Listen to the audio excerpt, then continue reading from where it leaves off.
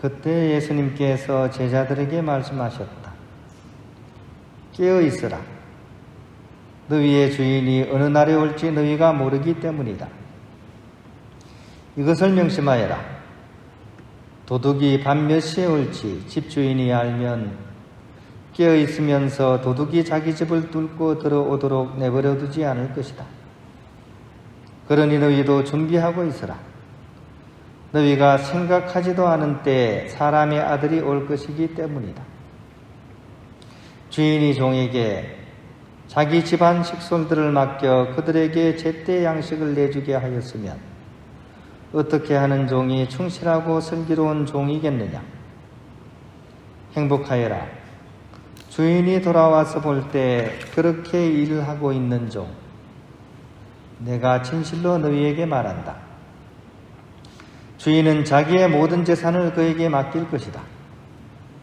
그러나 만일 그가 못된 종이어서 마음속으로 주인이 늦어지는구나 하고 생각하며 동료들을 때리기 시작하고 또 술꾼들과 어울려 먹고 마시면 예상하지 못한 날, 짐작하지 못한 시간에 그 종의 주인이 와서 그를 처단하여 위선자들과 같은 운명을 겪게 할 것이다.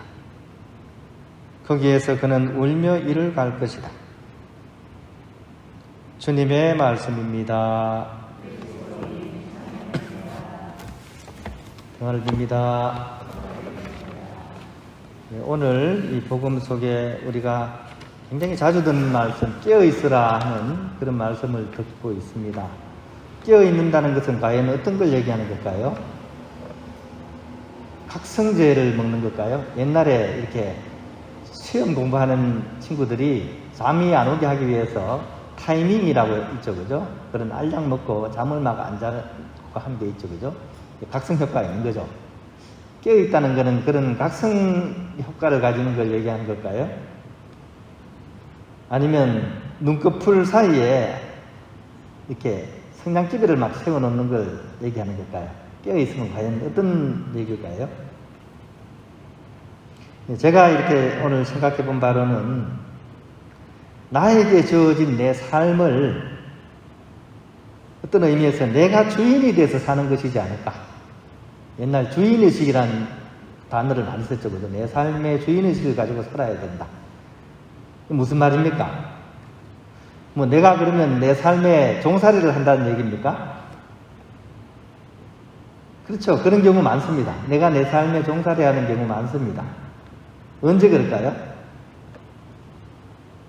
식당에 가보면 딱 압니다. 식당에 가서 음식을 딱 시켜보면 저한테 음식을 가져다 주는 사람이 이 주인인지 안 그러면 종업원인지 금방 알죠. 그죠? 주인은 어떻습니까? 뭔지 모르지만 친절합니다. 그런데 종업원은요? 왠지 대충 하는 느낌이래. 대충 하는 느낌. 조금만 불편하면 입이 쑥 나옵니다. 제가 오늘 한의원을 갔었는데 이 의사 선생님하고 간호사하고 딱 두 분만 근무하는 곳이었어요. 근데 저를 대하는 태도가 많이 다르더라고요. 의사 선생님은 이 환자 한 사람 놓칠까 싶어가지고 막 정성을 다하는데 간호사는 빨리 하고 가야 되는데 싶은 그런 마음에 굉장히 좀 이렇게 거칠게 환자를 대하는 경우를 이렇게 겪었습니다. 바로 이런 것이지 않을까. 주인으로 산다는 것은 그죠? 자기에게 주어진 그런 삶을 주인의식을 가지고 최선을 다해서 사는 것을 얘기합니다. 똑같이 얘기죠. 24시간 보내는데 어떤 사람은 주인으로서 그 시간을 보내고 어떤 사람은 종업원으로서 보낸다면 그 직업이란 게 그렇잖아요. 우리의 하루 일과 대부분을 차지하잖아요. 그죠? 그 시간을 내가 정말 잘 사느냐 못 사느냐 허망하게 사느냐 이게 우리의 의식에 달려 있다는 거죠. 그런 의미에서 참된 신앙인은 나에게 주어진 일, 나에게 맡겨진 모든 일을 바로 하느님께서 나에게 맡겨주신 정말 거룩한 일이다. 성직으로 여기면서 사는 사람. 내가 하는 일, 그죠? 이거를 정말 성직으로서 여기면서 최선을 다해서 살아가는 사람, 그런 사람이 참된 신앙인이지 않을까 하는 생각을 해봅니다. 지금은 돌아가신 지 좀 꽤나 되시는데 법정 스님의 가장 유명한 책이 뭡니까? 무소유라는 작은 책자예요. 사실은 가장 많이 읽힌 책이 옛날 법무사에서 나온 정말 얇은 책이었습니다. 조그만 책. 거기서 제목은 무소유라는 책이었는데 제가 옛날에 읽어본 기억으로는 그 책의 무소유보다도 저한테 더 이렇게 마음에 와닿았던 글이 하나 있습니다. 아직도 기억이 납니다. 잊을 수 없는 사람. 어떤 사람요? 잊을 수 없는 사람. 초창기에 이제 절에 들어가서 살 때 정말 열심히 살려고 할 때 만났던 도반에 대한 이야기입니다. 같은 스님 이야기입니다.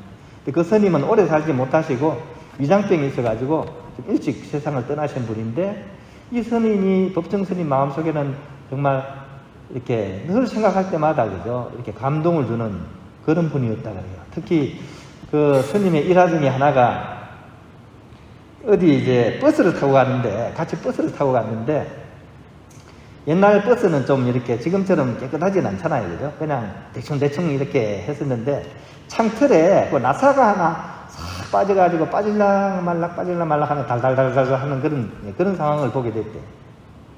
근데 그걸 딱 보더니만 아무 생각 없이 서현 스님은 주머니 칼을 탁 꺼내가지고 그 나사를 이렇게 작성껏 쪼아놓는 그 모습. 그게 이 법정 스님의 마음속에 너무나 와닿았다 그래요. 이 사람이야말로 온 세상의 주인이로구나. 우리는 자기 소유의식에 가시죠, 그죠? 그 버스는 나하고는 상관이 없다고 생각합니다, 그죠? 그래서 내가 괜히 힘들게 나사 조일 필요가 뭐 있겠어요. 근데 그 스님은 온 세상이 바로 나의 집이기 때문에 그 버스 안에 그 조그만 나사 하나가 바로 내가 꼭 줘야 될 나한테 정말 소중한 그런 나사였던 것이죠. 이런 것이 어떻게 보면 참된 주인의식을 가지고 살아가는 사람들의 삶이지 않겠나 그런 생각을 해보게 됩니다. 우리의 신앙생활도 마찬가지입니다. 성당에 와서 이제 신앙생활 하는데 남들이 레지오 들라 해서 들고 남들이 고해성사 보라 해서 보고 또 어디서 특강 왔으니까 특강 들으라고 해서 마지못해서 들으면 그것은 결코 우리의 삶을 복음화시킬 수가 없습니다. 우리가 이 신앙생활을 하는 것은 참된 복음인으로서 새롭게 나기 위한 거거든요. 그죠? 복음에서 삶으로 또 삶에서 복음으로 왔다리 갔다리 갔다리 왔다리 복음과 삶이 늘 이렇게 교류하면서 살아가는 것, 그것이 우리에게 있어서 중요한 것이고 그런 신앙생활을 일상 삶 속에 확장시켜서 우리 삶 전체를 하느님께 고양시키고 또 성스럽게 성화시킬 수 있는 것, 이것이 우리의 신앙생활이라고 할 것입니다. 나쁜 것을 피하고 멀리하는 것은 차선입니다. 반대로 좋은 것을 가까이하고 함께하는 것은 최선입니다. 오늘 복음에 나오는 충실한 종은 바로 차선이 아닌 최선을 살아가는 사람, 그 사람이 오늘 복음에 나오는 충실한 종이라는 사실을 기억하고 내가 참된 내 삶의 주인의 삶을 살아갈 수 있도록 그렇게 우리 삶을 이렇게 하느님께 이끌고 갔으면 좋겠습니다.